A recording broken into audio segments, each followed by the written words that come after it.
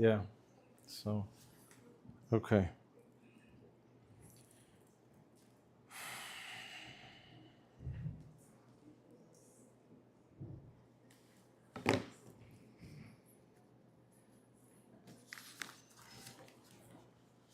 Okay. I just remembered I was supposed to mention a name. I'm looking for the name. I'm sorry. Um,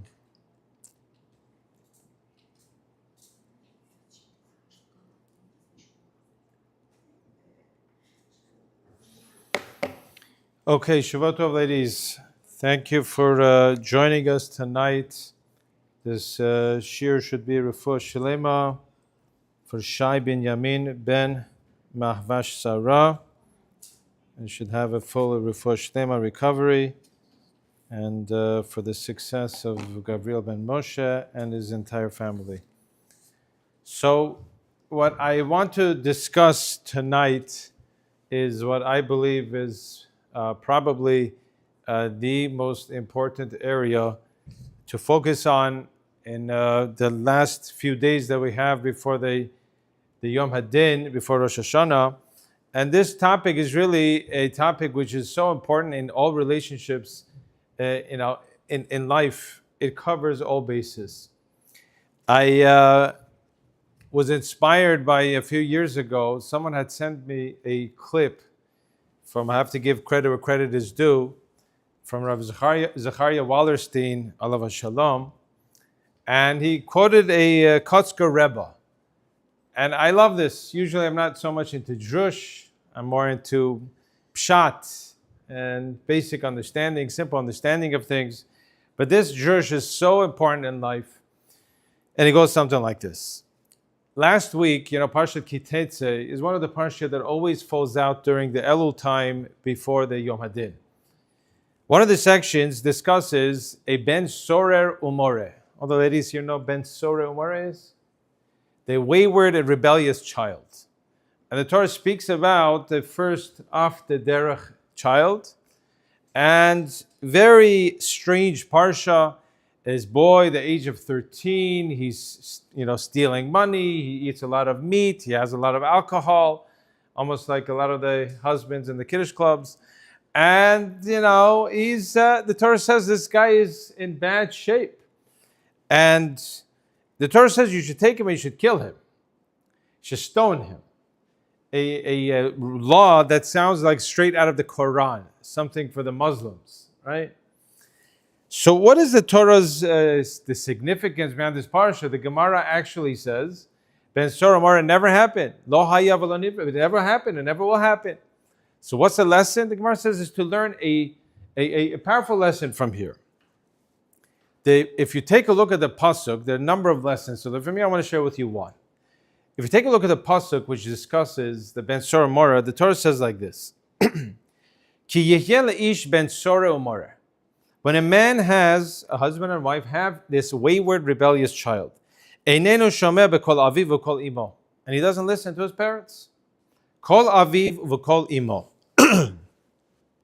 V'yisru oto, they rebuke him, they chastise him. V'lo yishma lahem, and he doesn't listen to them. This is the pasuk. Ladies, you with me on this? Yes. Torah says you have this wayward, rebellious child. He doesn't listen to his parents. They chastise him, and he doesn't listen to his parents. The Kotzker Rebbe asks two questions on here. He says, first of all, why is the Torah repetitive? Why is the pasuk repetitive? If the Torah said in the beginning, when they have this wayward, rebellious child that's not listening to his parents, why does it repeat afterwards? V'yisro oto, they chastise him. Elo yishma lahem. You already said that he doesn't listen to his parents. Why repeat it? I'm sure that the first round, when it says he doesn't listen to them, they for sure gave him rebuke and he didn't listen to them. So what's with the repetition of Yisro Oto? They rebuked him. And again it says he doesn't listen to them. You already said he doesn't listen to them. That's the first question. Second question, we know that the Torah is always very careful in how many letters and how many words it chooses. We make drashas, ladies don't learn Gemara, but off one letter, we learn many halachot, from one extra letter. Here it says he doesn't listen. Einenu shomeh bekol aviv ubekol imo. In Hebrew, you could just say Einenu shomeh bekol aviv ve'imo. So he asked the second question, that why does the Torah say he doesn't listen bekol aviv ubekol imo? The word kol is repetitive. And these are the two questions he wants to address. He answers that you have to read the Torah differently. Besides maybe the simple understanding, which we have these questions on, you have to read into it, the drush. And ladies, listen to this drush. He says the Torah is teaching something entirely different, which is going to be the lesson of tonight. There's not a parenting class, but you'll see it's going to be the lesson of tonight. It says, Ki yihyeh leish ben saro morer. The word yihyeh could also mean in Hebrew, when. Ki yihyeh. When does it happen? When does it happen for a couple to have a child that's so off? Children, to go off the derech is very painful.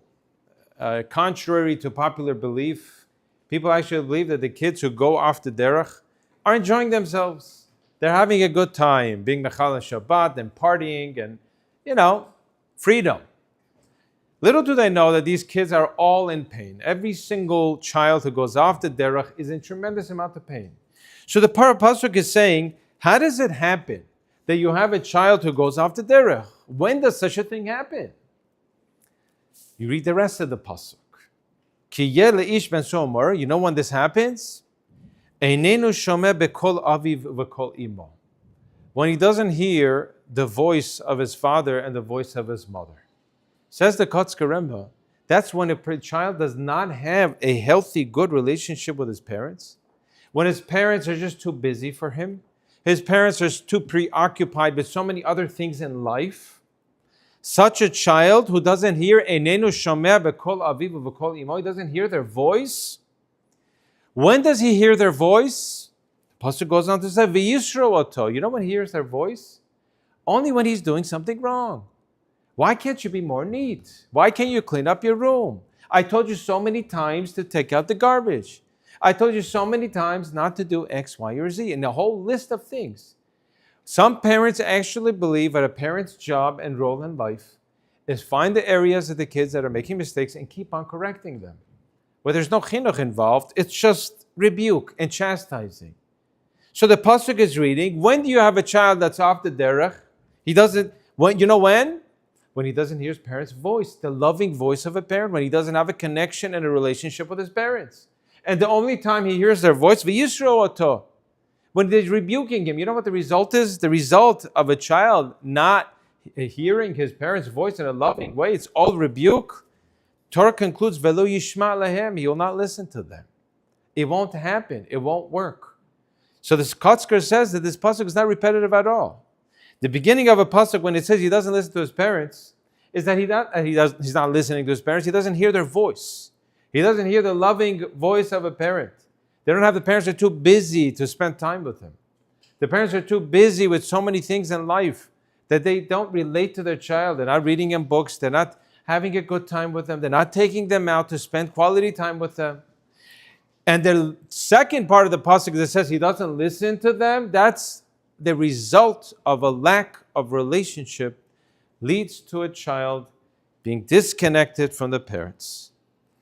And the pasuk is not repetitive at all. The reason why it says ubekol aviv ubekol imo repeats the kol of each one is purely to tell you the importance of both father and mother being involved in a loving way in a child's life, to hear their voice in that loving way. So many parents, unfortunately, wake up when it's too late. And you'll see in a second where I'm going with this, what this has to do with Elul. There are a lot of parents that wake up when the kids are teenagers. I just had a few weeks ago, and this happens every so often. When someone from the community comes to Rabbi Vosoghi and says, Rabbi Vosoghi, can you please, we need help with this teenager. He's not talking to his parents. I just had someone come 2 weeks ago, 3 weeks ago. I need your help with my nephew because he wants to have nothing to do with his parents. He's completely disconnected.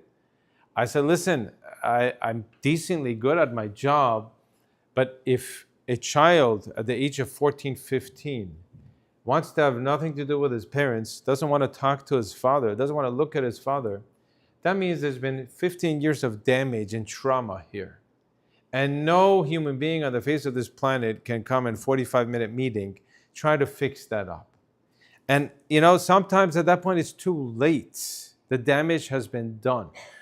And if this was a parenting class, I would spend time now in the next half an hour, 45 minutes, the importance of having a loving relationship with your child. The key to any successful chinuch is relationship. People ask me, they think that I'm the greatest mechanech in school. I'm not. I just have a good time with the guys, with the kids. I have a good relationship with them. I schmooze with them outside of class. There's much more to Gemara. I teach them Gemara in class, but outside of class, I'm talking sports, I'm playing sports with them. I have a great time. And through that, an amazing thing happens. Through that relationship, the kids actually want to follow your ways and want to learn. And I've been saying this for so many years now. Whether it's in your house with your kids, whether it's in the school as a teacher, whether any area of life, the key to successful chinuch is all relationship. It's all based on relationship. But this is not a chinuch class. What does this have to do with our goal tonight? The month of Elul is all about this idea. We're in the last 8-9 days before Rosh Hashanah, the days of Elul. If I ask you ladies to summarize the essence of the month of Elul and everything that Elul stands for, what would the ladies here say? We all know, we've heard so many times every year, Elul stands for Teshuvah. But what does the word Elul stand for? Thank you. Ladies should be well versed in this pasuk. Ani ledodi v'dodi li. I am to my beloved, and my beloved is to me. That's what every single speaker quotes. And I ask you an obvious question. What does this have to do with Elul?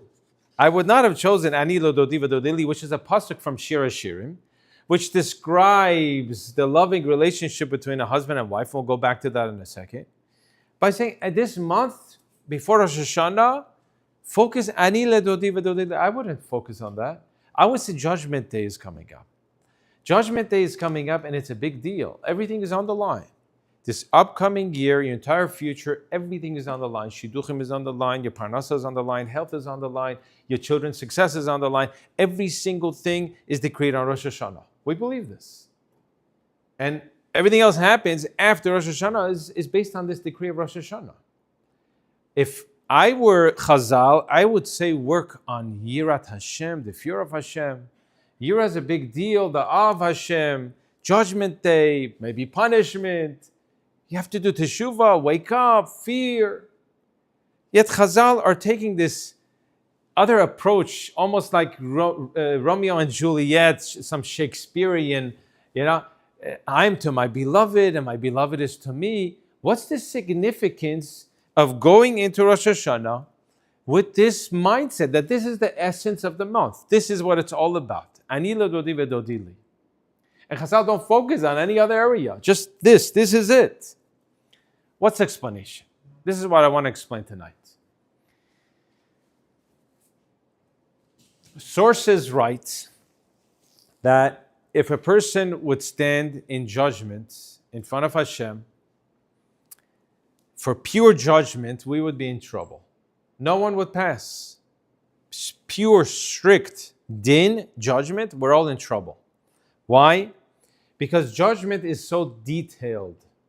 Judgment, every single mitzvah is scrutinized and is ripped apart. Did you have the proper kavanah when you did it? What were you spaced out? What was your intention when you gave the tzedakah? Did you do it for your reputation? Is it all about kavod? Everything is ripped apart. That's judgment.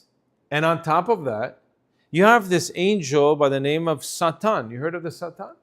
Satan is sitting there and he's prosecuting.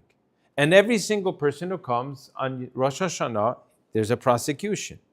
So we don't stand a chance. So what do? So Chazal say, Ani ledodi v'dodi li. Develop a close relationship with Hashem. Develop a love relationship. Fall in love with Hashem during this month, during the next 8-9 days that you have. Fall in love with Hashem. How does this help? That's what Ani ledodi v'dodi li is all about. Shir HaShirim, husband and wife relationship. Fall in love. Fall in love with Hashem.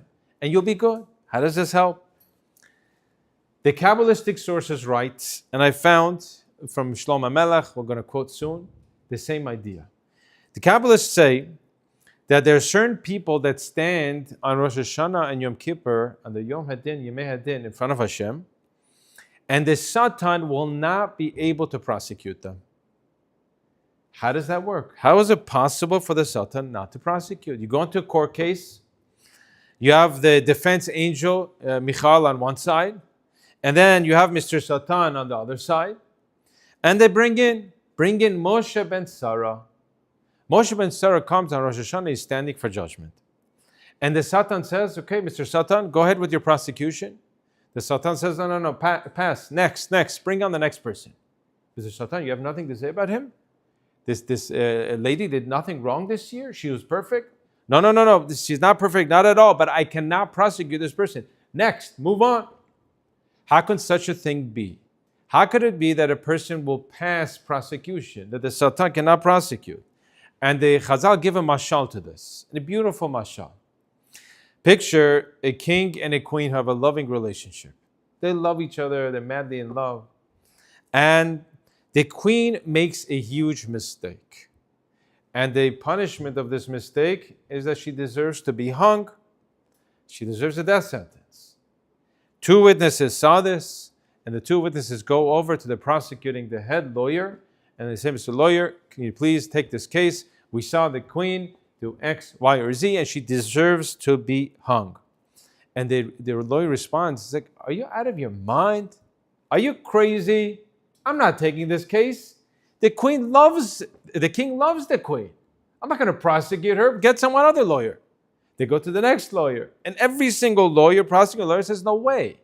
The king, one day, in a week or 2 from now, he's going to realize about the fact that the queen is gone, and I'm going to be the one who's going to pay the price. I'm not prosecuting this case. And Chazal said that that's what's happening here. That the people who have a loving relationship with Hashem, they fell in love with Hashem, and they have this close bond and relationship, the Satan and no one can prosecute a person on the Yom Hadin. And they get a free pass almost. And there's no judgment. Of course there's judgment, but there's positive judgment for good. And the bad, the prosecutions are gone, the Satan's mouth is sealed. And Chazal say that it's so important for a person to focus during these last few days, and in general in life, as you'll see soon, the definition of teshuvah is also going to be this. It's so important for a person to focus on ani ledodi vedodi li. I am to my beloved, but my beloved is to me. Because if Hashem loves you, if you love Hashem, Hashem loves you. And if Hashem loves you, there's no prosecution. The Satan's mouth is sealed. I found that Shlomo Melech says a similar idea. It's an incredible idea. Shlomo Melech in Mishlei writes as follows: Sin'a te'orer medanim, that hatred stirs strife and machloket. Hatred is all the source of all evil. Hatred is the source of all bad in life. When you have harboring hatred in your heart. The reason why the Beit HaMikdash is not built is because of hatred. The reason why every Tisha B'Av comes is because of hatred. Getting rid of the sinner from our hearts. The people we don't like. All bad comes from that. Va'al kol peshaim techaseh ahava. But love covers all faults. What was Shlomo Melech in his great wisdom, the smartest man to ever live, alluding to when he said kol peshaim techaseh ahava? And the Mefarshim say that when Shlomo Melech meant with this, it's the same concept.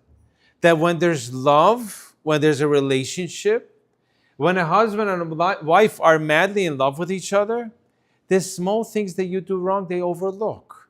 You do wrong, I do wrong, we all do wrong. But we overlook it because we're in love with each other. And Shlomo Melech is saying, Kol peshaim techaseh ahava. If you have that love with Hashem, Kol peshaim techaseh. The love comes and covers all the peshaim, all the pesha, by the way, is not shegagim. It's pesha, means willful transgressor, someone who does sins on purpose. Pesha is almost like rebellion even. You rebelled against Hashem throughout the year, no problem. Techaseh ahava. Develop a love and connection with Hashem. It'll be all covered. It's an unbelievable idea. The Sifri says the same thing, the Midrash. And I quote, Hashem says, Amar HaKadosh Baruch Hu, that Klal Yisrael, af al pi shechotim, even if they sin, they are sinners. Im davak bi, if they cleave to me, if they attach themselves to me, be'ahava, in love. Ani mechase kol chataehim, I will cover all their sins. These are three sources that I found of this concept of what Chazal alluded to with this ani ledodi v'dodi li, to develop this loving relationship with Hashem in order to have a good judgment going into Rosh Hashanah. How do we do that? How does someone build a relationship? Come in. Now here's an important part of this year. It's all important. Now listen carefully to this. How do you build a relationship? How do you feel Hashem's closeness? How do you, Hashem is not tangible, you don't see Hashem, you don't hear Hashem. How do you develop love? How do you develop this connection, a relationship with Hashem?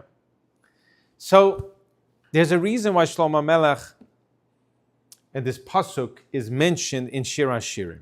Shir HaShirim is the ultimate love song between a husband and wife, which is a metaphor for the love that Hashem has with Klal Yisrael, our relationship with Him. But first you have to do the ani ledodi, you have to do your part in order to reciprocate, to get the love back. There's a reason why this pasuk was chosen connected Shir HaShirim and a husband and wife relationship. I meet husband and wives all the time. Now I have less time, it's hard to schedule in, but every so often I have people from my shul, from other places, they call husband and wife, need counseling, need shalom bayit, and they come to the rabbi, and usually goes something like this. Ready? The wife comes in, usually the wife starts speaking first. Okay, what seems to be the problem? And the wife says, my husband just doesn't care about me. Something like that. Sometimes in those words, my husband doesn't care about me, or they have a list of different things that they're upset about, their husband and the actions that they did, and they didn't live up to the expectations. The wife had expectations, and something along those lines of the way they took it in is that my husband doesn't care about me. My husband doesn't care about me. And the response from the husband usually is, what do you mean I don't care about you? I bought you a house, I pay the mortgage, I work like a dog the whole day, I bought you jewelry, I got you a brand new car, you're driving a brand new Mercedes, electric, whatever, 585 QZP, whatever the numbers are. And after all that, you say I don't care about you? And the wife responds, I don't want the house, I don't want the car, I don't want the jewelry, and I don't want the flowers. I want a husband. I want a relationship. I want someone who's going to connect to me, emotionally connect to me, and be there for me. I want a husband who's there to listen to me. I don't care about all these other things. Yes? And anyone who's married knows what I'm talking about. You don't talk to me. You don't have time. You're too busy with your friends. You're too busy with your phone. We'll come back to that. You're too busy with so many things. And even whatever time you have, either learning, busy, there. And we just don't talk anymore. You just don't care for me anymore. And so many husbands don't understand this. Don't understand what it means to show care and affection and the deep emotional bond that you need for a wife to be happy in her marriage. And they're lacking it. How many couples are just two people living under the same roof and basically having nothing to do with each other? They're dealing with the stress of life, financially, in all aspects. The kids drain you of your energy. By the time you put them to sleep, I know a couple I'm thinking of, I met not too long ago. And basically by the time the kids are asleep, they're gone. Who has the patience to sit and start schmoozing with her wife? Husband goes on his phone, she goes on her phone, and they searching social media, and this is their relaxation. And basically the two have nothing to do with each other. So what's real love between a husband and wife? What's real love between a father and son, mother and daughter? What's real love between two friends? Love is defined through people who are willing to spend time with each other and relate to each other. That's the definition of love. So how does a person develop this loving relationship with Hashem? It's so important to spend time to talk to Hashem. Now, the point of tefillah was supposed to be that, but it becomes so routine. Shemona Esrei becomes so habitual and just the same thing over and over again that we're not even realize we're talking to Hashem. So it's important during the next few days to spend time dead quiet, no one around, phone shut off, and just talk to Hashem in your own language. And daven, pray for things. And maybe look back at the last year, how much brachot you had in your life last year, maybe your whole life. Be thankful, be appreciative. Wow, look where I am, look how much I have, look how much other people that have tzarot in life, I don't have that. Hakar Tov, which is the essence of today's parsha, was all that. To develop a relationship with Hashem, to reconnect with Him, because everything is on the line with this relationship. The same way that marriage is completely dependent, the Shalom Bayit is dependent on that relationship. If there's an emotional bond, if there's a connection between husband and wife. So too, Shlomo Melech says in Shir HaShirim, Kicholat ahavani, I'm love-stricken. That's what he's referring to. That's the only way marriage could last, and the only way, a person in the relationship with Hashem, and for judgment. So I would like to spend the next few minutes to discuss what I believe has become, at least I speak for myself, I noticed this about myself, and I think it's true for a lot of people, what I believe has become the greatest enemy and the greatest impediment and blockage, what hinders our relationship with Hashem. Okay? I don't know if you're going to want to hear this, but you're too late, you're here already. I think it's very important. And I'm not here to come and say, no, don't do it, but you have to have control. What I believe has become the greatest blockage in our lives, in our relationship, what I felt with myself, with Hashem. I sometimes feel like, I used to have a close relationship with Hashem. Sometimes I just feel like I daven 3 times a day, but it's not there. It's not there. When you have real suffering, lo aleinu, then you start feeling a little bit, when you start crying to Hashem. But other times it's not there. So what is it? What is this blockage? Well, we all know that there was, back in the days, in the beginning of creation, there was a thing called the snake. Chazal said that the Yetzer Hara was all external, not internal. It was all external in the form of a snake. And this snake, this Yetzer Hara, enticed Chava to eat from the Etz Hadat, from this Etz Hadat, the tree of knowledge. And the Chazal said, the Gemara Shabbat writes, at the time she ate from this tree, this poison, this venom was injected into her being, into mankind. And at that point, Yetzer Hara was injected in us internally. Death came to the world, suffering came to the world, and in fact, that bite out of that apple, which again wasn't an apple, but most people think in the world that it was an apple, so we'll work with the apple. That bite out of that apple became the symbol of disconnection, the symbol of death, the symbol of suffering, the symbol of being banned from Gan Eden, and being banned from this connection, the crazy connection we had with Hashem. And that symbol still exists today. That symbol is the logo of a company called Apple. And every single Apple gadget that you buy, you will see that there's an apple there. And this apple has a bite in it. And Apple did not intend in this, but I think Hashem on purpose put in their minds to remind us that you remember that this connection that happened through Chava and biting out of the apple, that bite is still there. And every single one of these gadgets of Apple has a bite out of the apple.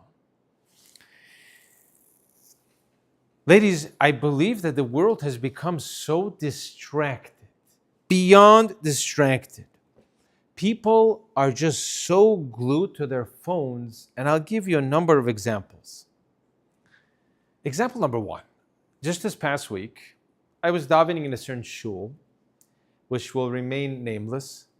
Person next to me, again, I'm trying to pay attention to my Shemona Esrei, so he was just here. I'm looking at the Siddur, so I noticed what he was doing. In the middle of my Shemona Esrei, I'm in the middle of it, and I'm not such a slow davener, decent pace. He takes 3 steps back quickly. First thing he does, boom, comes back, whips out the phone, and starts scrolling through his phone. Okay? And I'm thinking to myself, what has happened to us? Back 30 years ago, how many years ago, before the cell phones, before we had cell phones, what would a person do? And forget the fact that I think sometimes the phone, this taiva to go on the phone causes you to finish Monesri faster so you could go take care of stuff, leaving that out. 30 years ago, what would people do when they finish Monesri? You know what they would do if they daven a little faster? They would take out a kippet tehillim. Maybe they would think about their life. Maybe they think about the fact that they're sitting in Hashem's house. And Hashem's Shekhinah is there, and they would somehow connect to Hashem. And now the distraction is so great. They desire for just this phone to not waste time. A lot of people feel, I don't want to waste time, so I'll just go on my phone so I can take care of stuff. I don't want to waste time, so I'll take the phone with me everywhere. I'll take it to the bathroom. I'll take it everywhere because I can take advantage of my time. And I'm not here to bash phones, and I'm not here to bash the stuff you see on the internet. So I'm not here for that. I'm just here for one point. I'm talking about the disconnection that it creates. I'm talking about the fact that people have lost all focus. I'm talking about the fact that when you have all these things in your head and the fact that this is always there, you don't have time to contemplate life and contemplate Hashem and contemplate things that matter, to feel Hashem's presence because it's gone. And I'm talking about myself. And I noticed this over the years, that the phone can actually kill us. Let me explain. There are so many people, I believe, have become completely imprisoned to their phones and gadgets. Here's a beautiful thought that I heard. Listen to just even the names that refer to the smartphones and to refer to the internet all scream the same point. And it's not a coincidence.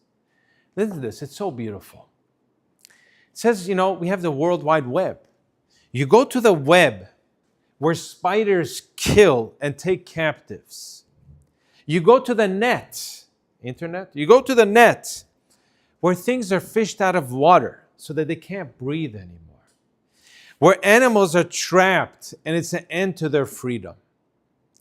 You go to the cell, that cell, where prisoners are held captive. That's the cell, the prison cell. You go to the keys on your computer and you press enter, the button enter. Look for an exit button. You will not find one. It says escape. And is this a coincidence? We have all become trapped in this web, in this net, in this cell, and we're just, hopefully, at least my point tonight was going to be to look for the escape button, to just get out of this prison, being shackled. And this has become our lives. And there's so many people that I see and so many couples that I meet, I'm going to give you examples, that it all goes back to this, that the loss of connection.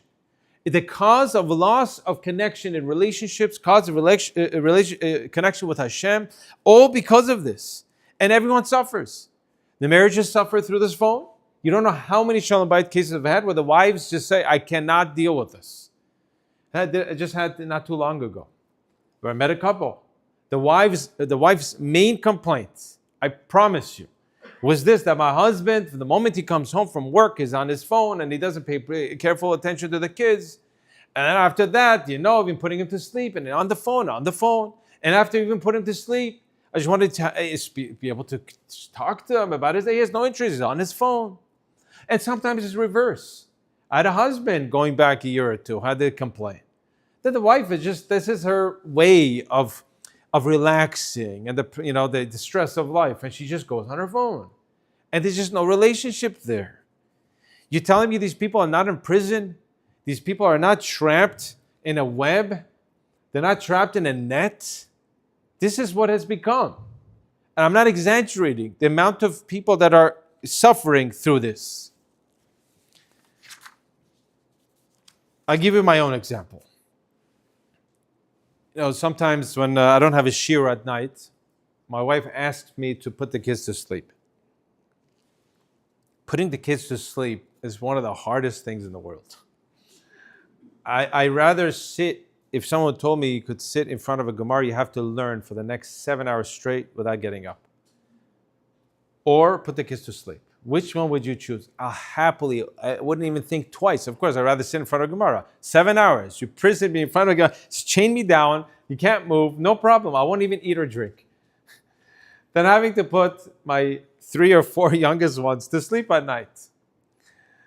God bless them, I have a 10-year-old daughter, 10, 11. You have the 7-year-old boy and the 4-year-old girl and the 2-year-old boy. And putting them to sleep is a whole ordeal. Because putting them to sleep, you have to floss them, you have to brush them, and every single one of them is running all over, get the pajamas on. And it's an ASEC. It's a real job. Okay? God bless the ladies that are able to have patience for the kids. So I realized there's so much kill time. Putting them to sleep sometimes takes 45 minutes to an hour. It just takes time. If you want to just be relaxed and not scream, and everything Rabbi Vosoghi always preaches, you have to stay calm, anger management, you can't get angry, it has to be external, so okay, fine. So at one point, a while back, I just okay, why should I waste my time sitting there? They're not listening to me. I'll just take my phone out. I'll go on my phone, take care of stuff on my phone. Right? Sounds good. I won't get upset. At least I'm not wasting my time. You get frustrated when you sit there for 45 minutes an hour and you're not getting anywhere. They're not listening to you. I get this way. I'll go on my phone. And I realized something crazy. You get into the phone and you get involved in something. And then the kids see that you're not paying attention to them. Then they start acting up and they start fighting. And then you get upset at them. Then I started getting upset because you're involved in whatever you're involved in. And every single app that's created is to draw you in. And your attention is there. And now you're getting frustrated that they're disturbing you from being involved in taking care of whatever you're taking care of. And I see this all the time. How many parents get angry at their kids all because of their phones?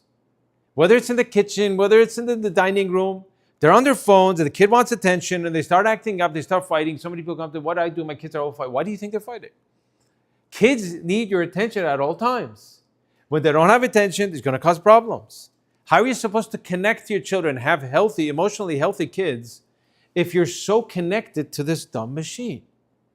And I believe that it's the greatest source of disconnect. Disconnect everywhere. The example of disconnect from your kids. Give you another example. And you have to forgive me for giving this example. I get very nervous when I see, a few years ago I was introduced to this concept of WhatsApp statuses. I didn't know about, WhatsApp statuses. I always had WhatsApp statuses. Well, WhatsApp statuses. Yeah, everybody posts things on WhatsApp status, and it's the new in social media and advertising things. And this is where I get nervous.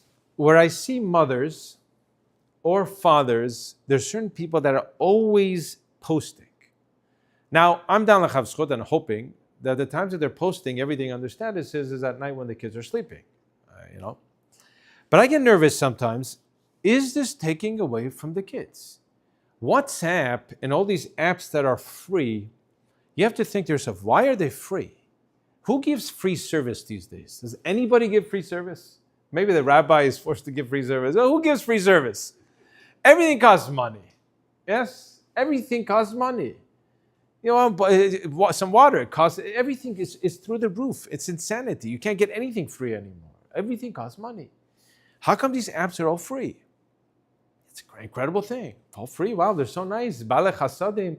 These are whoever the creators of these apps who cared so much about you that they wanted to give you free service. An unbelievable thing happens. It sucks you in. And the apps and everything and the WhatsApp status suck you in. And the parents have to be so careful that you don't get sucked into this, some people, and it comes to L'Shem Shamayim, they mean well. The mothers mean well. There's certain mothers that are posting every single event in the city.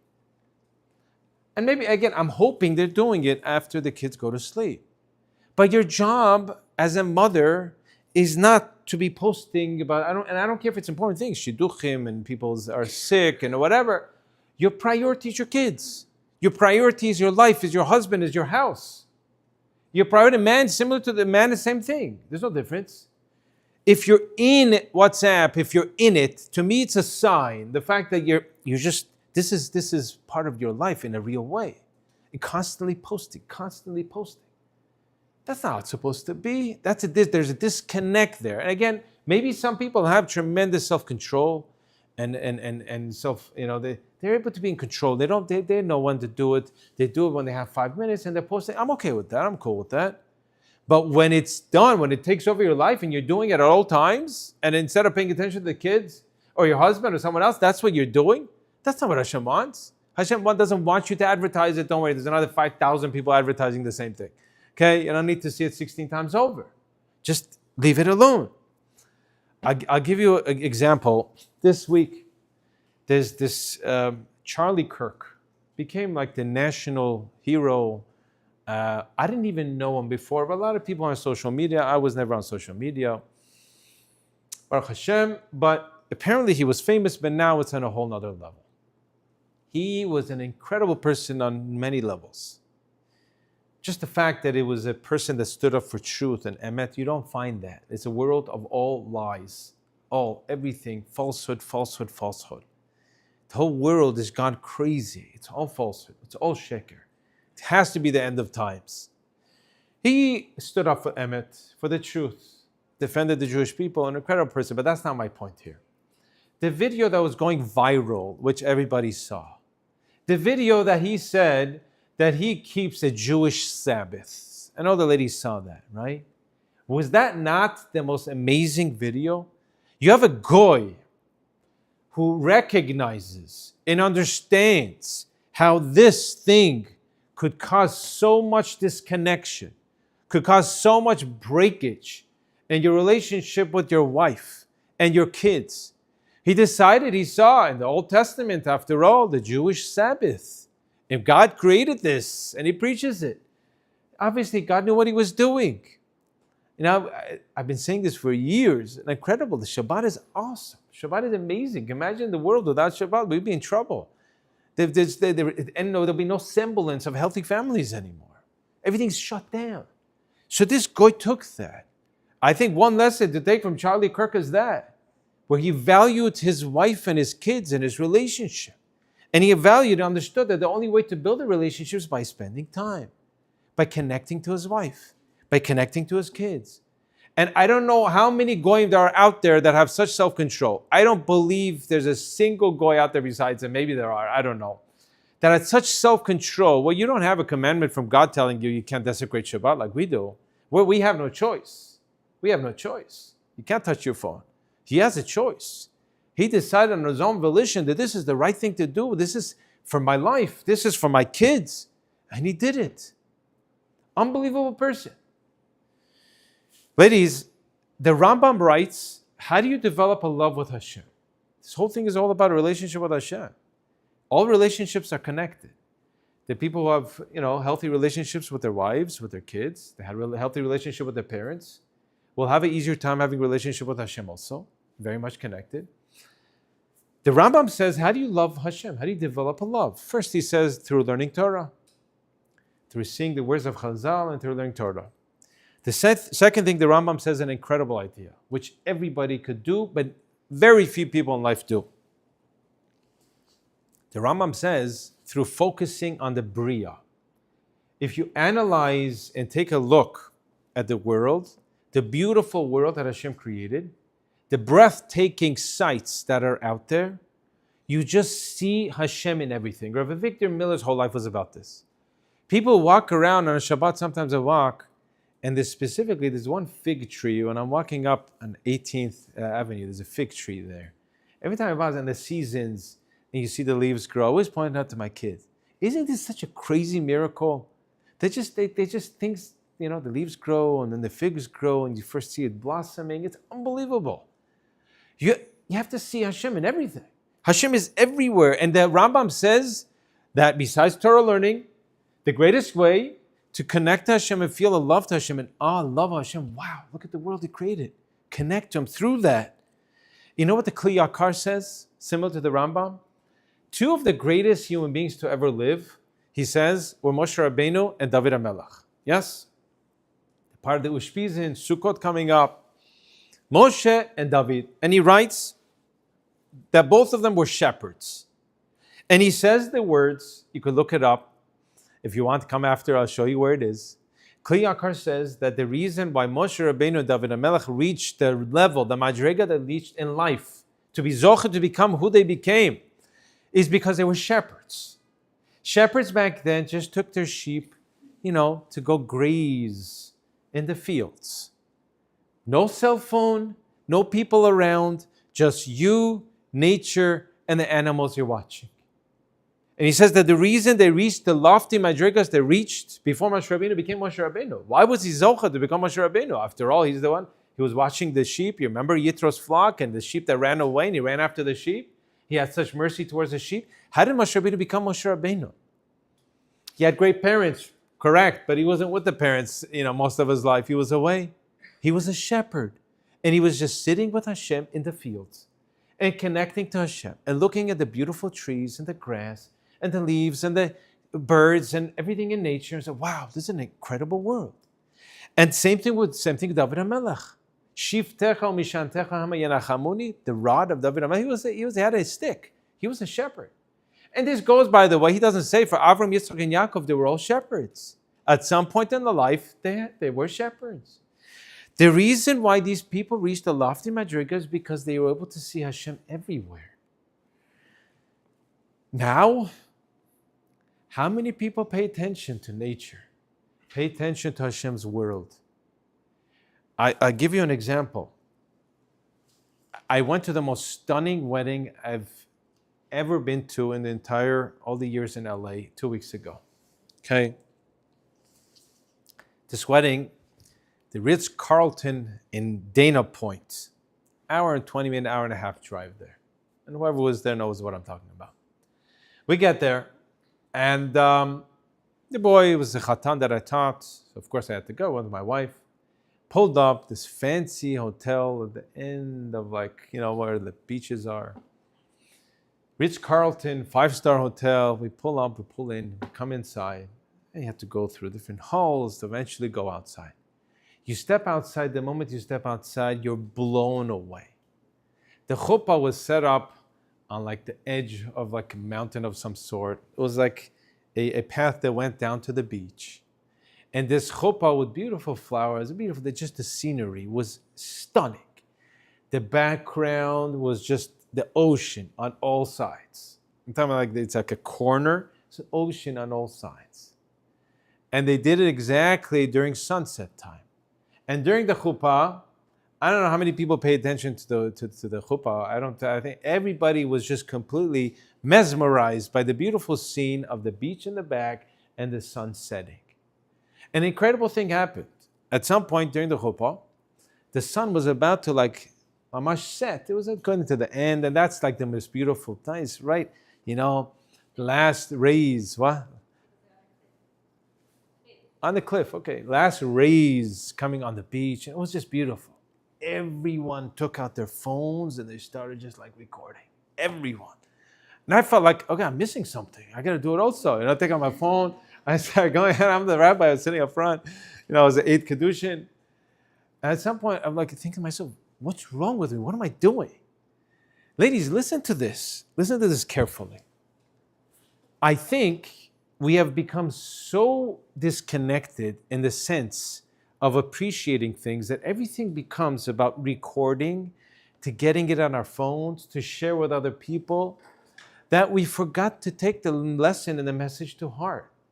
There used to be a time where there was no phones and people would sit there looking at the sunset. Ma Rabu Ma'asecha Hashem. Wow, this is a crazy world. This is a beautiful, gorgeous world. Look what Hashem could do. Look what God could create. And this would create a connection and a relationship between you and Hashem. Now, it's just about the recording. And we don't even realize it. I didn't even realize it. That this is what it's doing to me. And not appreciating what's out there. Everything is about taking a picture. Everything is about taking a video. Everything is about taking a selfie. This is all disconnection. This is all, in my opinion, all distractions. I had a girl who called me this past week.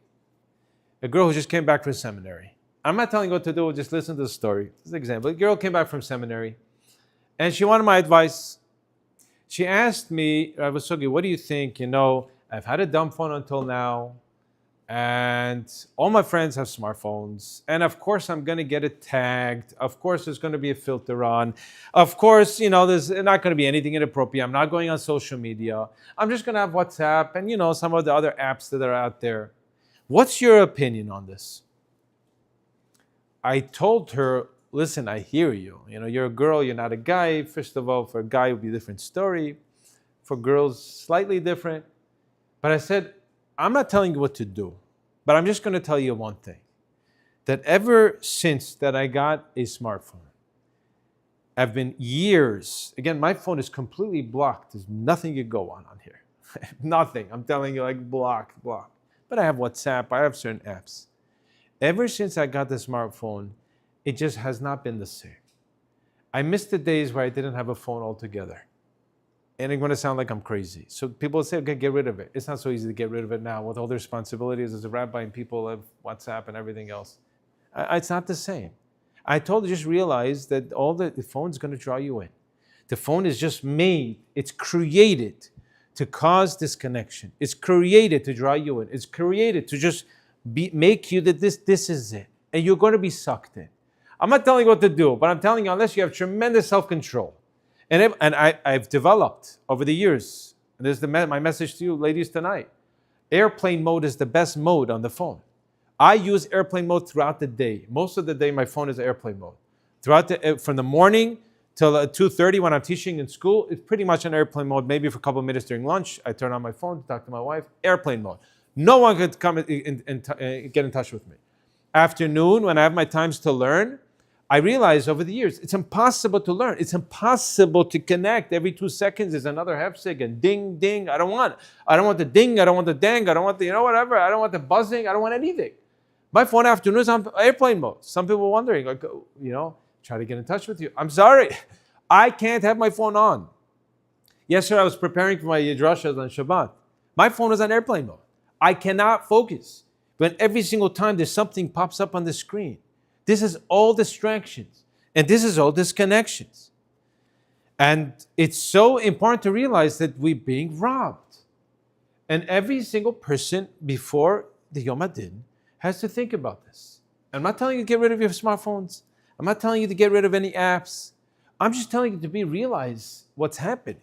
Realize what they created, this monster they created, they're creating this connection. I feel what has taken away from me all the years from my connection with Hashem is this. So now when I come home, my kids, phone's in airplane mode. Put on the side, airplane mode. I don't care who calls. Hey, it's emergency, rabbi. I'm sorry, I'm not available. Most of the time, airplane mode. And at times I'm learning airplane mode. That's what I got to do. Because otherwise it's going to take over my life. And even still, with all this, the WhatsApp statuses, there's like a thing, FOMO, you feel like missing out. You need to see every single status everyone posts. Why? Most of them is not relevant. Most of it is narishkeit. What do I care about, someone, Kambi's his birthday and some shul having as a birthday party. I get certain things like, barbecue, this. I don't care. And to have more control. To find times, designate times so that you're connected to Hashem. If you disconnect from this, you'll be connected to Hashem. As I said, the most important aspect in marriage is the emotional connection. And so too with Hashem. We have to be emotionally connected. Find me a wife that feels emotionally connected to the husband, where the husbands are all the time just connected to their phone. It's impossible. You lost the emotional connection. It's gone. Same thing with Hashem. A husband and wife are deeply in love with each other. They have a deep emotional connection. It's there. And it's so important. It's so important. Just to conclude, I want to conclude with a story I saw a few years ago. And this story is dating back, a true story back in Eretz Yisrael. The name has been changed because for different reasons. The story goes like this. This is a story when you live your life connected to Hashem. There was a individual, there's a rabbi in Eretz Yisrael who has a kollel. The rabbi's name, again, made up name, Moshe Goldstein. And this Rabbi Goldstein has a kollel that pays considerably higher amount than any other kollel in Eretz Yisrael. He pays much more. A lot of people want to join. It's not so easy to join this kollel. And anyone who asks him how do you manage to pay them? No one knows. Where does the guy get the money from? It's like shady business. Where do you get the money to afford to pay all these people? You're not fundraising. You're here in Eretz Yisrael. You're not going to America to fundraise all the time. Where do you get the money for this? And anytime anyone asks them that, he says, what can I say? Ani ohev Hashem, v'Hashem ohev oti.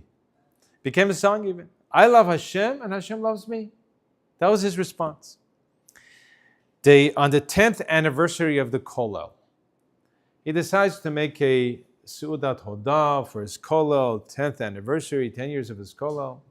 And he invites all the Avrecha Kollel and their wives and their kids and the Chashuv Rabbanim in Eretz Yisrael, in the city that they were in. And they all come. They all come to this party. In this Mesibah, this event, he gets up to speak.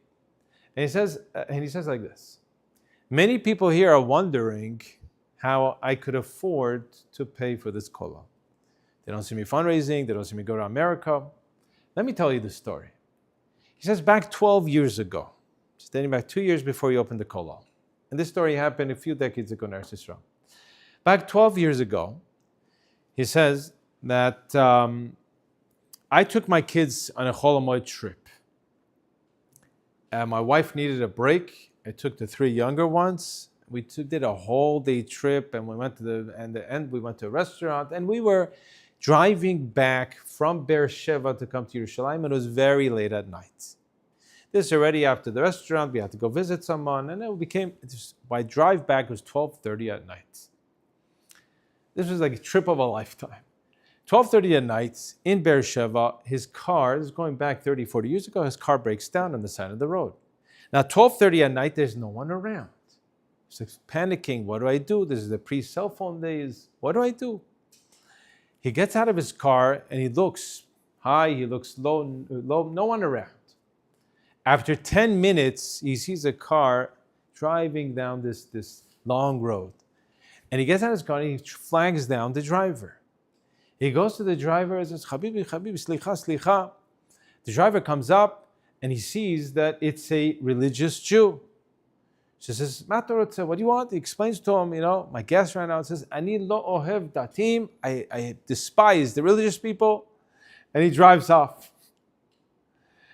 So 5-10 minutes later, he comes back.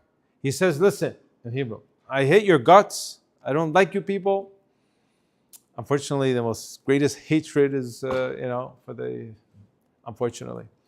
And he says, I hate you people, but I feel bad for your kids. Get in the car. I'll take you to the nearest gas station. You can fill up. Bring your canister. You can fill it up. The guy gets in the car. He buckles his 3 little kids. And there they go. 3 miles away is the closest gas station. He goes to the gas station to fill up his canister. And 30 seconds later, he comes back in the car. And the guy says, okay, makara, did you get gas? So the guy says, no, I'm not getting gas from here. So he says, what do you mean? Why? Why don't you get gas? He says, because the sign on top of the store says, Patuach b'Shabbat. It's open on Shabbat. I refuse to get gas from someone whose store is open on Shabbat. The guy tells him, Ata meshuga? He says, are you an idiot? Are you out of your mind? It's 1 a.m, get the gas, let's go. He says, no, I refuse. Ani ohev Hashem, v'Hashem ohev oti.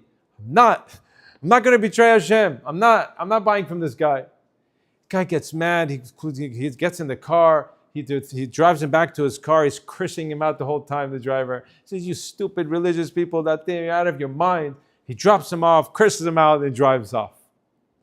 15 minutes later, he comes back again. And he says, listen, you're an absolute idiot. But I feel bad for your kids. Get in the car. Fine, let's go to the next gas station. I'll give you gas. They go to the next gas station. This does not say Patuach b'Shabbat. He fills it up with gas. He comes back. They say their goodbyes. He goes off. 6 months later, this guy, the religious guy, gets a phone call. And this Moshe Goldstein gets a phone call. And who's on the line? He says, okay, do you remember me from 6 months ago? I was the guy who drove you. He says, yeah, of course. Thank you so much. In Hebrew. Yeah, Toda Rabbah, you're the best person in the world. I'm so makir tov, hakarat tov to you. He says, listen, I have no interest of calling you right now. I don't even want to talk to you. But a few weeks ago, my father passed away. Unfortunately, my father passed away. In the last, few months of my father's life, he was stuck in bed. He was chained down to his hospital bed. Number of Rabbanim came to see him, and they told him about the concept of Olam Haba and Yisurim, and they told him the importance of giving tzedakah, tatzil memavet, and then in the next life. He said, listen, my father left in his will. I'm not sure if he believed in this Olam Haba business, but one of the rabbis convinced him to at least that for him is a doubt. Some suffix there. Okay. He owned a lot of commercial buildings in Tel Aviv.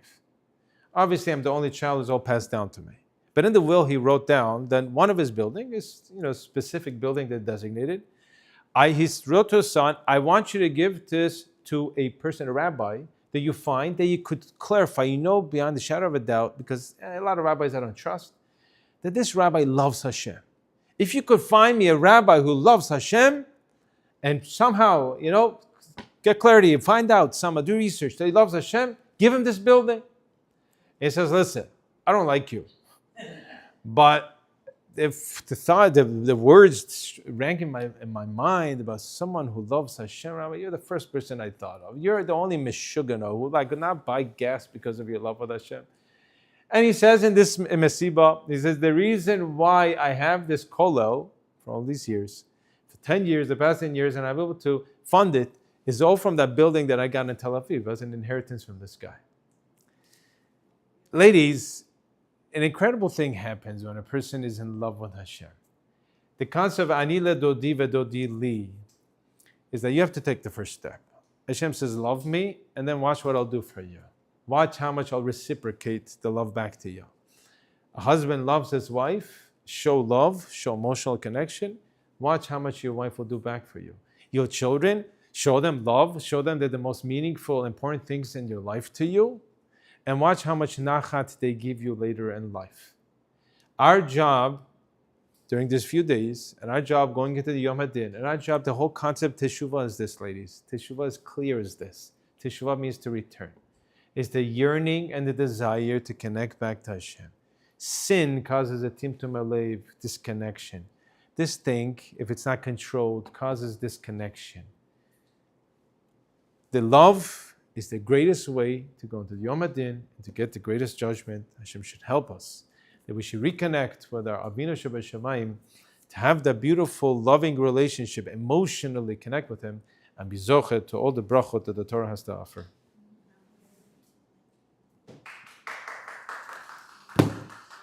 Okay, have a good night, ladies.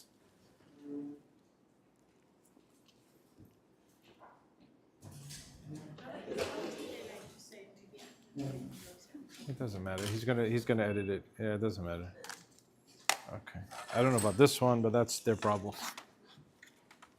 So what happened is that now all the phones have this app with all the Tehillim and davening and the Amazon and everything. I went to a bar mitzvah, and the bar mitzvah was in the shul.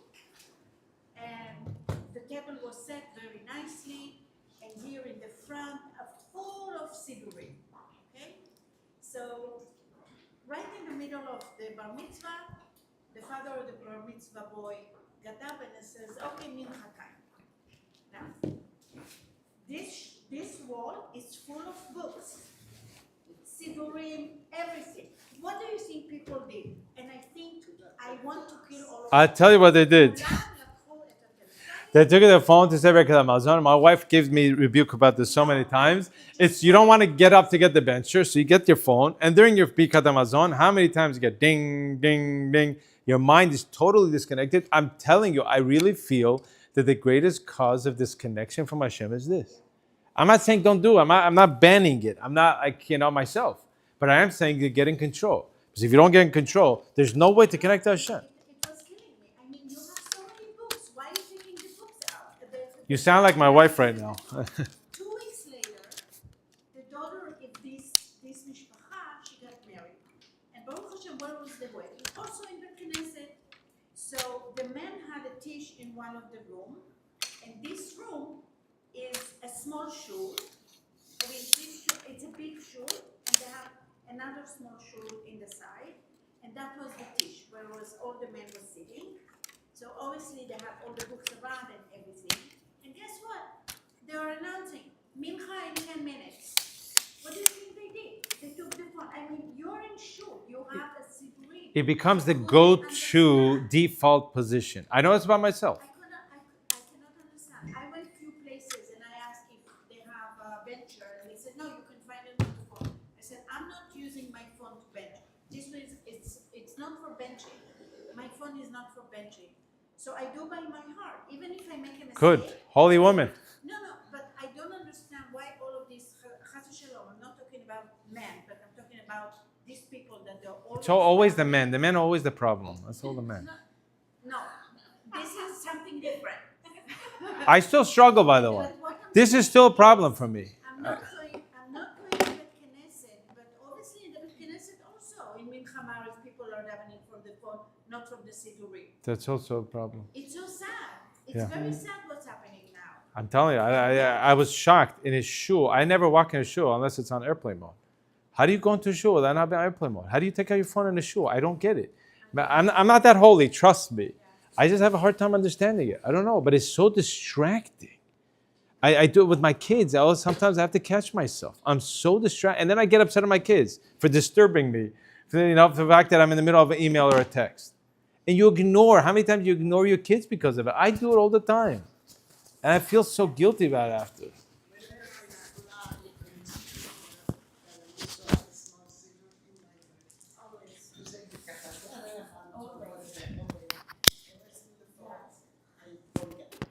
I'm the same way. I don't know what to say. I'm just saying it's a challenge. It's a challenge. It's a big challenge. Thank you so much, Rabbi. Yeah, very good. Thank you so much. Thank you.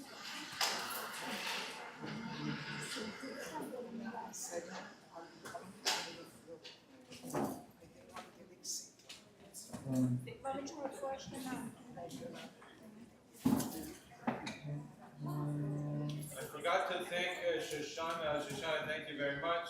You know, we had it's a segulo. Yeah, she's getting married. Hopefully, yeah. What's her name? Rehani got engaged and the Rivka Leichani. It's a segulo. It takes over Toronto. Bezat Hashem.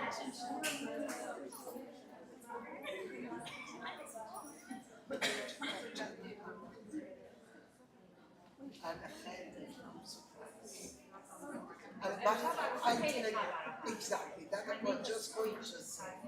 I'd be so appreciated. When it's later on, I wouldn't go to them. I'm so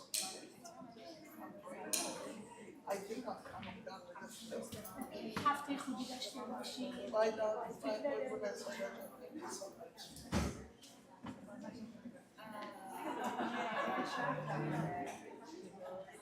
you so much.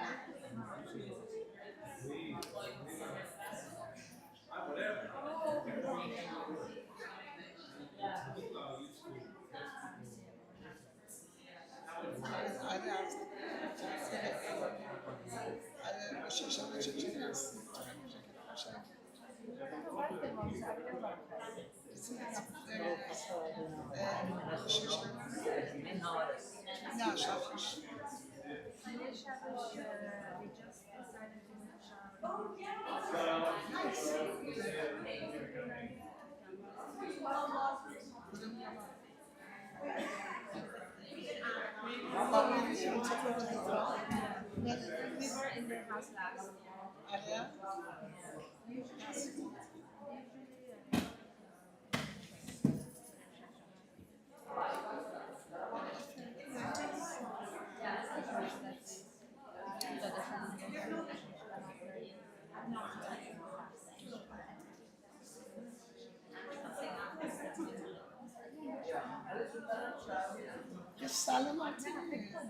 don't know. I didn't know she was pregnant. She was pregnant.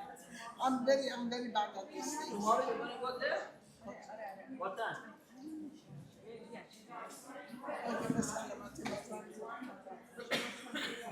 Man,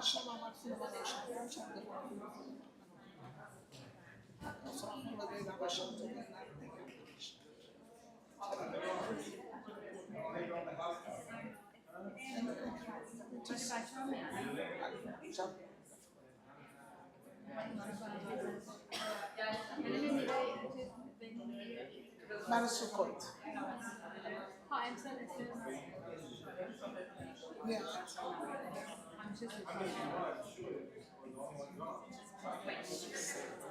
Hoş geldin. Bye. Dalia John. Bayla. Sure. Congratulations.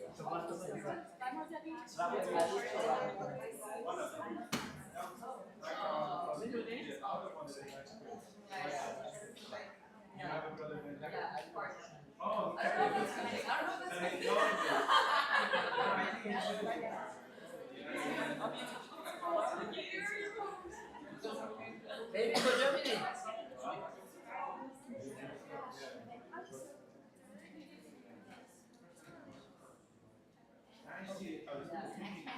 Very good. It's not worth it.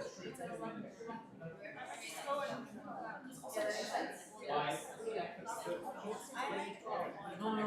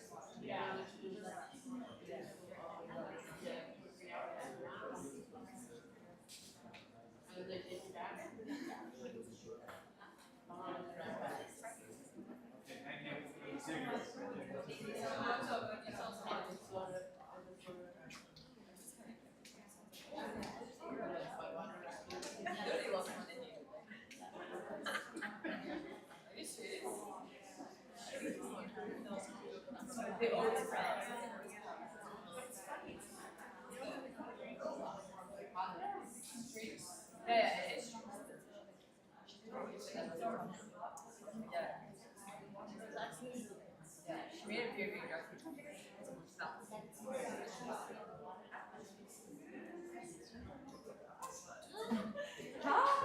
She wrote a job with it. Yeah. On the other side. So good, right?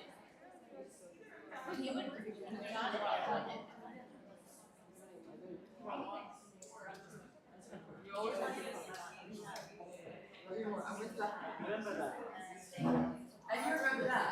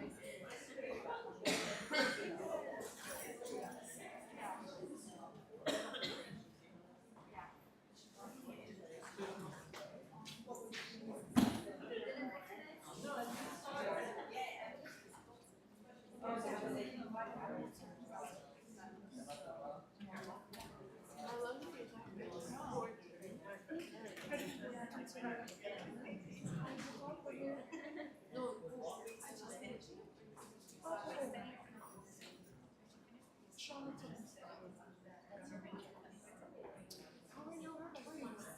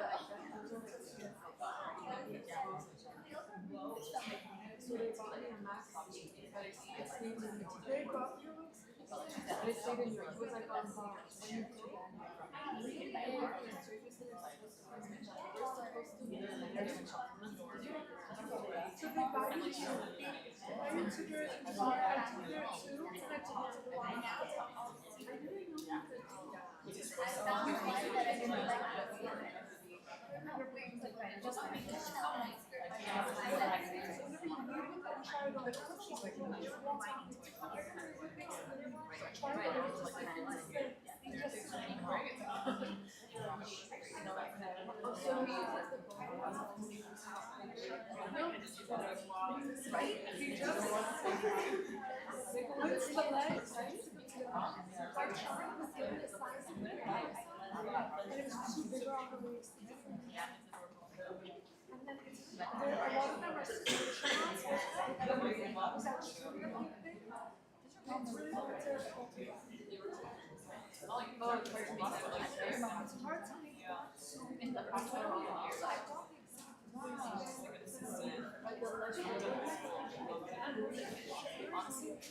How are you?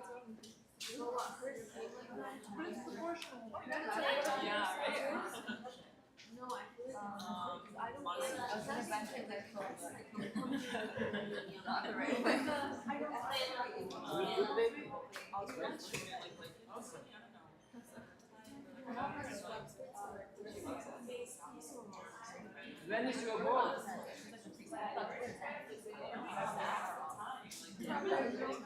Your last two. Enjoy them. Oh, you did?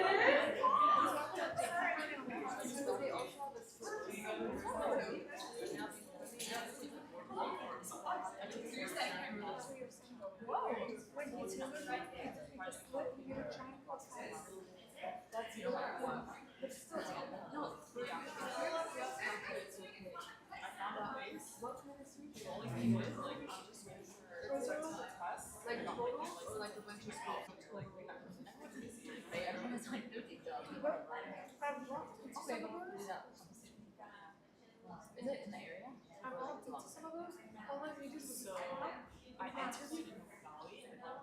I did it. Oh, that's great. Where did you go to school? My place is so chill. It's okay.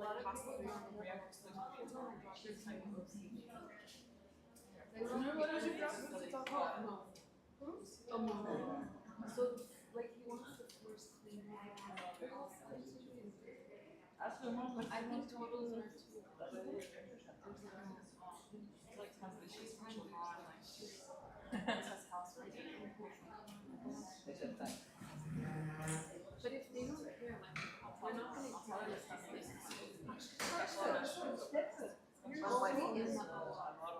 I don't wear a lot of designs, but in this place, I have a charger. Like, he'll even call it the MC elegance.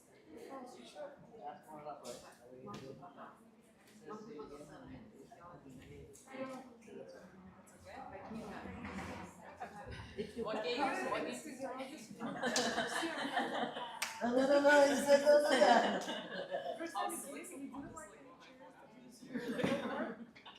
Next time I No, can bring my own today, shirt. if you want The to next day, I go to the shirt. I'm not thinking about what you're saying. Sometimes it helps you like concentrate. I don't know. For some people. Yeah, I even when I'm talking on the phone, it's like hard. You guys I all lost here at the like same the time? ability to just. Oh, you cannot? Or actually, I don't talk on the phone so much. I don't know. We've done all five. But We've there's done sometimes like I think it's easier four to like speak on the doctors phone and and talk and like play something. You know? Yeah. The multitasking. No, it just shows Exactly. that Watch you this just shit. You can watch the It's TV very small. But there's one doctor who does- who who uses two operating rooms at the same time for the conferences. He does four scopes. some man they can. Shoulders, knees, hips, wrists, whatever. And replacements. He also That's does why replacements. it's the But he woman put and the man. Some jobs 24 for on the the man. schedule this week. A tech opens only because he uses tech for years. And then he And then they starts, say now and then they open somebody else for the rooms. He goes there, tech That's what I closes, think. that one's already open, boom, boom, boom, boom, boom. He goes to the clinic and does 60 PRP injections. He goes to the clinic that's down on the surgery center. Dr. Gadadra, Leah Gadadra, tall, skinny Indian one, goes down the hall, does 60 PRPs in the middle of 24 surgeries. And he's young and he's chill and he needs surgery. He hates it. He goes, I didn't hear it was looking after me. They told me to become a surgeon. So I said, no, it's my job. I hate this. But he's so good at it. It's meant to be like you're supposed to go back. Exactly, like that is the material. Exactly. Where? Such a city. Like, are you all? Yeah. I went to so many surgeries. We're like, so Yeah, So you I went picture to that plastic, movie? like, I'm We like, do plastics and stuff.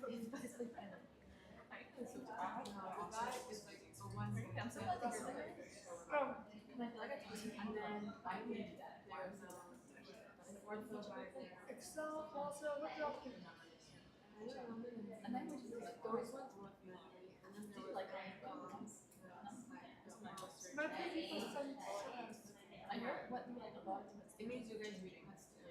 One down, But you guys are short courses. Not true. I'm We not used just to be very short Yeah. now. Like I say, while you're like. Look, we have a high turnover rate. Right. Really? Okay. So that's Like, really good. I remember, yeah. It's very hard to. Yeah. like the nurses are overworked. And I didn't say for 12. Definitely. Oh, yeah? You like take your But test. also we're on the system. That's awesome. And you went summer? But we're super fast. Like behind. Because I want to go back. We're charged, smiling up everywhere. Because so many people are like, oh, I'll go next semester, and then like you get caught up during school, and you're like, Yeah, they don't. and, yeah, They don't give us enough time to compliment the entire chart and finish it. So No, we I go know. sign today, I'm like, I'm during sure the day, she wants to sign, awesome. get consent. From And then, Korea? I really think that like they're Don't you get the music for an hour? 30 to 45 minutes, but For you're a just. general? Yeah. Oh, that's fun. And then like down the next That's so I fun. heard get out of the house.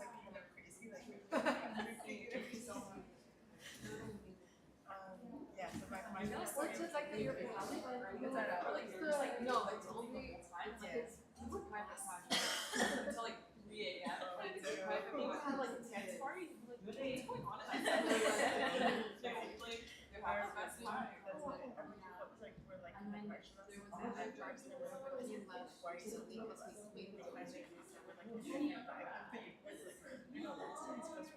made me crazy. Yeah, I'm not worried about Oh, that's great. That's like What are you doing? I was like, everyone go outside. You guys were like, but the dog I was like on the grass, like drawing. yeah, is that the vibe? Yeah, a little bit. That's so cute.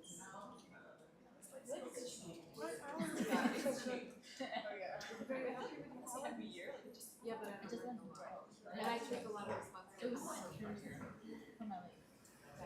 Unless there's more Oh my cases, gosh, I love so it. cute. I was actually doing like this right. Like, yeah, I should like a whole thing. But Is there's that one tomorrow? more. I mean, there's Yeah. two, but we usually one. If there's two, it's two small cases. Okay, so cute. So you go into the room. Yeah, and You then come post out. off. Yeah, that's it. How many cases do you do a day? It depends what kind of We case. thought she went to that. Or if there's more, then I'll bring someone to pack with it. Oh, you're legit. You're so legit. No, or I'll bring someone to pack with the Wow, patient. it's such a joke over here. I've been there a year, they still don't know in the OR for Like, you don't even walk. I don't want them to. Like, one wrong. No, like why? You're a big person. Another OR nurse, they don't trust me. Another nurse, Yeah. graduate, became new grad. You know, it's far. Has been here for around a month. They are. They trained him in interventional radiation. They only trained him in months. They trained him in ENT. They only trained him in 2 months. My mother makes it.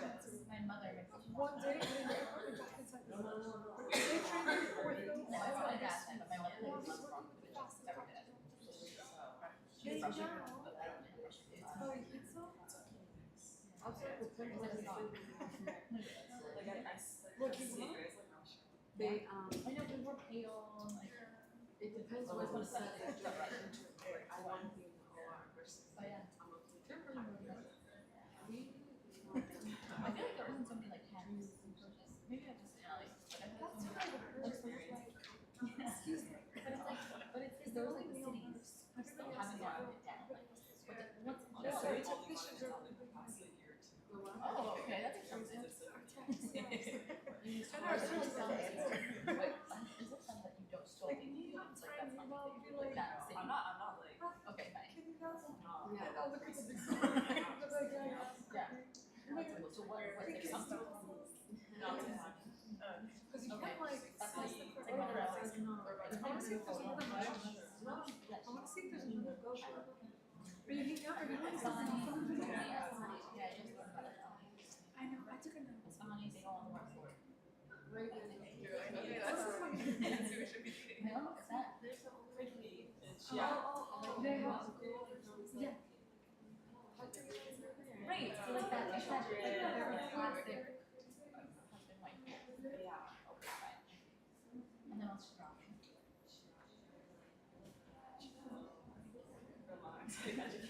Like funny. Dear drop while I'm walking.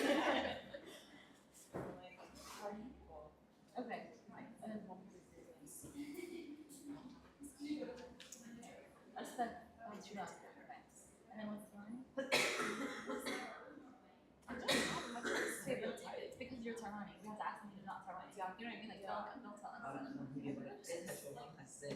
Normal. Like, it's not much, like, Yeah. at least. Yeah, I'm so curious. That's really cute. Yeah, okay, I'm gonna bench.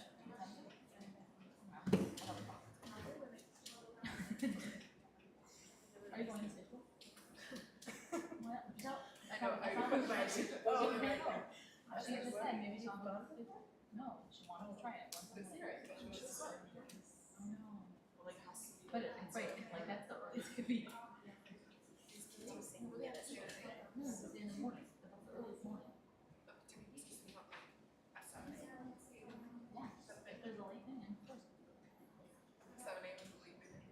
No, because it's. There's someone around all the Hey, Shosh. How you doing? This is delicious, thank you. Yeah, I'm just gonna let her just do this one. Why? You don't want to get married?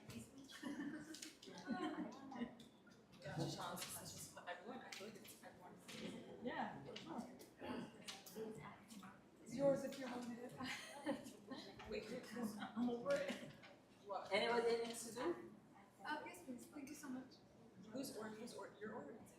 no.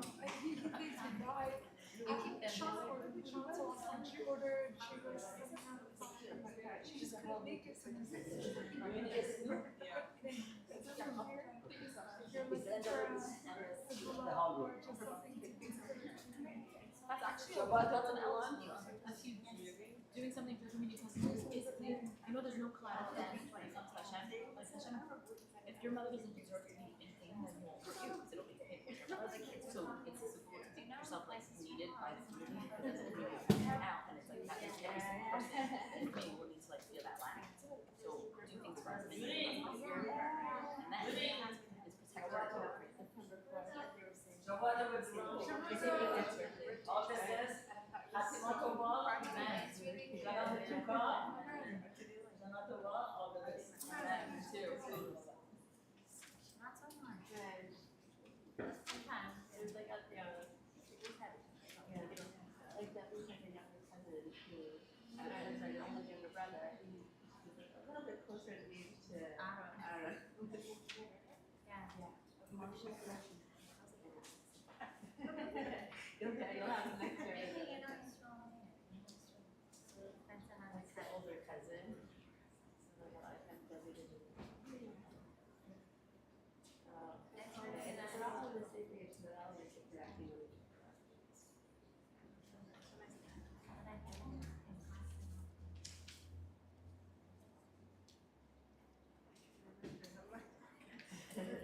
Let us know.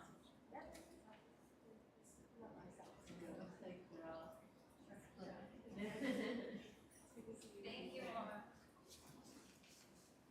Just like cannabis.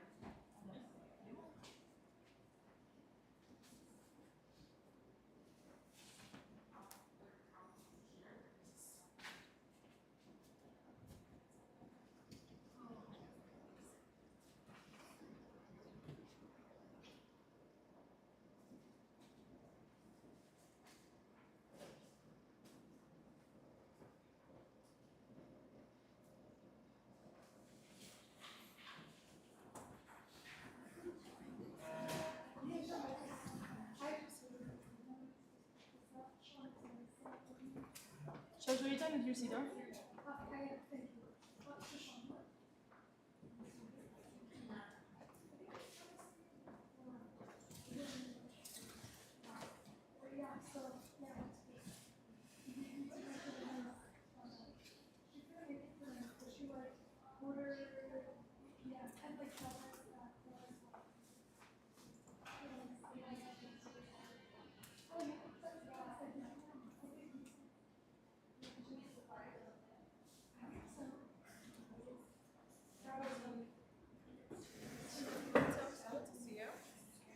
Thanks again.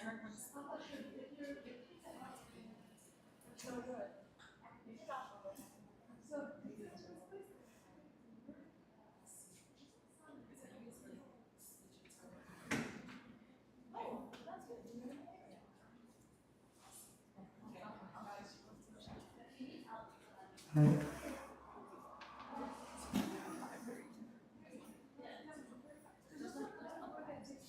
That's just most of them.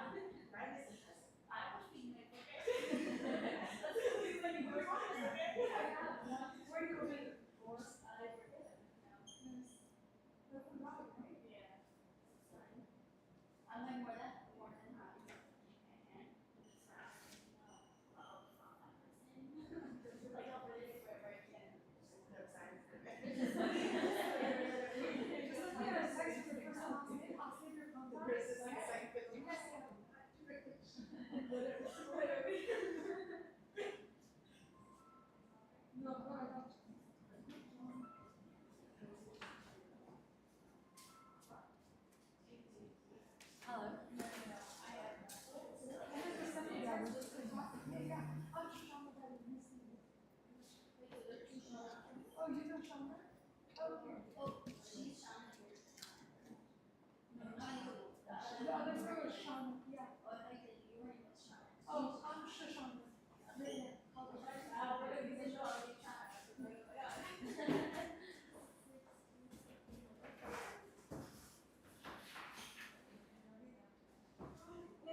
it's Funny Bunny French. Funny Bunny with French. Oh, yeah. Thanks. You guys like French?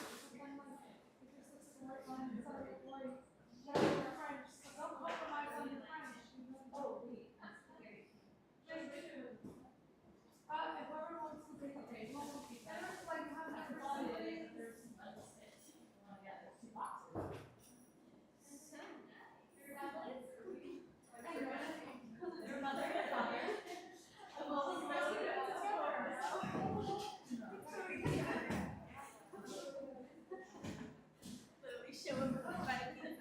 Bye guys.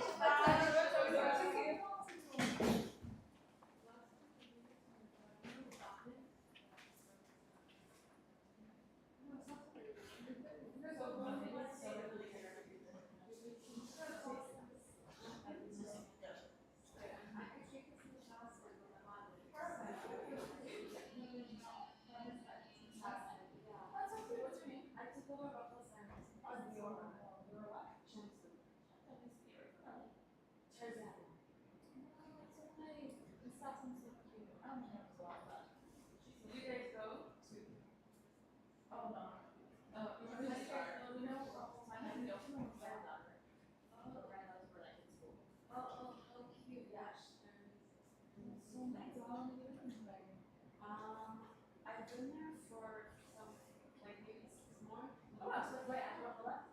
Ish, but I also went back and forth. Wow. So cool. Wow, what do you do? I'm a nurse. Like, wait, what do you mean? You deep? Shut up. Oh, you guys got it? Wait, why did you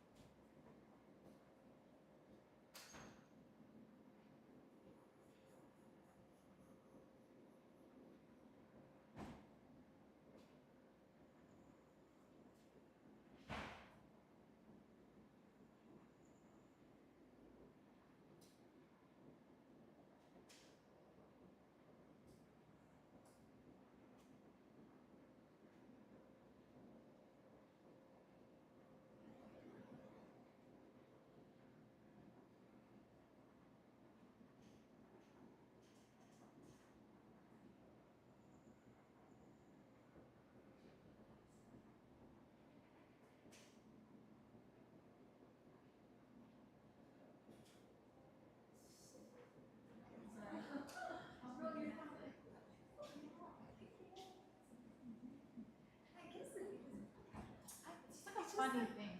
It's just funny. I'll be honest with you. Like when I hear it, I'm just like now it's almost as if like I don't want to get engaged to it, just I don't want to give this the credit because you never know.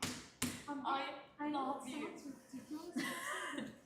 It's like so all of the other things you do in your life, Right. but you got organization for one, Right. and then this stuff. Right. No, I don't think I that know actually. that, But it's just like that. it's just like all the other stuff is so hard to feel what it is. Now I don't know. I know. Also the one that it doesn't like quote unquote work. It's like I had a, he was talking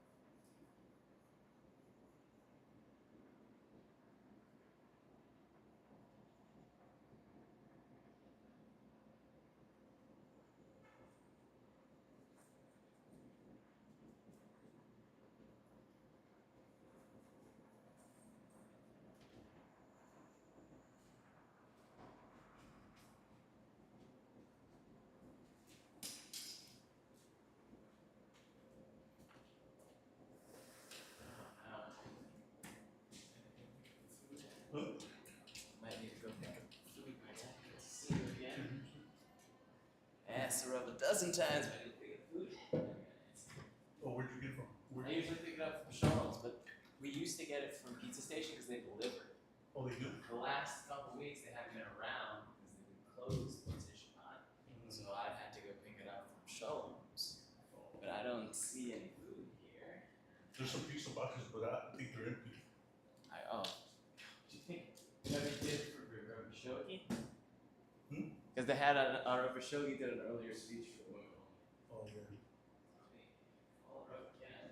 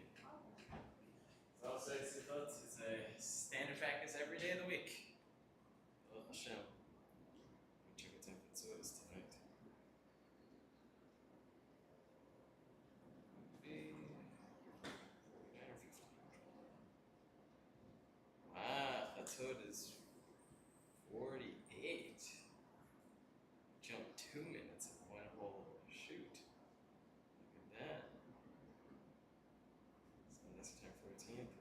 It's 12:48. Wow.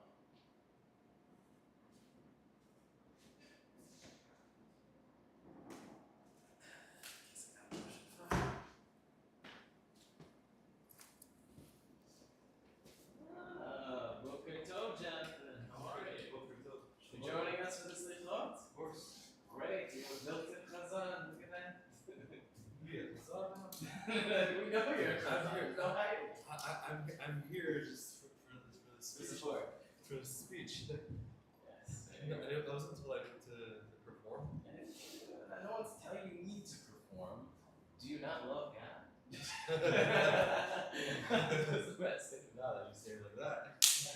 How are you, Jake? We'll see this afternoon. Yeah, me and Yosef came back from Rabbi Yaakov super late. Oh wow. Passed out. We just woke up super late. Lots of wine. Bissell wine, Bissell scotch was nice. That was nice meal. It was the birthday meal. Oh, that's. Yeah. The Rebbe's Yom Ha'avet Sameach. I forgot to say happy birthday. I saw one day. Or, yeah, Monday. Monday. Hebrew birthday. Hero. English birthday was like the Hero. few weeks. The hero. Exactly. Anything in 50. I know how to work this system. That's a lot of it. It's more so. Rebbe is very asleep. Usually we have food order. Usually we have communication. I don't know. It's my first time. I'm here. I mean, I'm here every night. Oh, you do sleep left? Yeah, I've been picking up the food the last few Oh, no weeks. way. Call me saying pick it up. I checked with the pizza people, like they don't have an order list. I'm like, okay, maybe they already have a plan and I just didn't know it. And But it seems more or less like the Rebbe might be asleep or an emergency. I'm not a really more sleep. Old stream. Right. True. Is it Idan? Does Idan come? Idan. No, yeah, Idan sets it up. He sets it up, Motzei but- Shabbat, but he bounces. He doesn't even come to the emergency plans. As a family. I don't blame him. He doesn't sleep as it is. He goes to bed every morning too. Yeah, so I don't blame him at all. no, that's just not an issue. Like, we did this a bunch of weeks ago. Alright. Food is what it is. You spoke last week. Last week was Last week was something with an S and an H of she something. What's it say? What's in the chat? Really Bruce? I have a 12:30 Slichot chat. Oh wow. It's official. After Yeah, exactly. It's, So you- once there's a chat, it's the chat's been around for years. It's now officially part of the Shuva umbrella. Because I was begging people every night for like 4 years to come to 12:30 Slichot, and I slowly accumulated phone numbers. Nice. Exactly. Yeah, let's see. His name was Rabbi Elchanan Shah. Oh, Shah. That's right. Great speaker, honestly. I liked him a lot. He was on staff because we're like in here. Yeah. Everything he knows in the Hebrew, 99% chance. Yeah, he doesn't speak English to my knowledge. Yeah. Boker Tov, welcome back. Hello. A regular Minyan. It's we're on the way to drive. Yes, it's a 45-minute drive for you, so we greatly appreciate your presence. I just came in because of the support and everything, so it's going to be fun and interesting. Boker Tov, Rebbe, how are you? Was I supposed to pick anything up for the food or anything? Yes, he's coming. Oh, it's coming, okay. I was just making sure. Let's see. You blow the shofar? I do blow the shofar, but I prefer from another place. I blow because I've been blowing for years, but I like to see where you get involved, so. Everything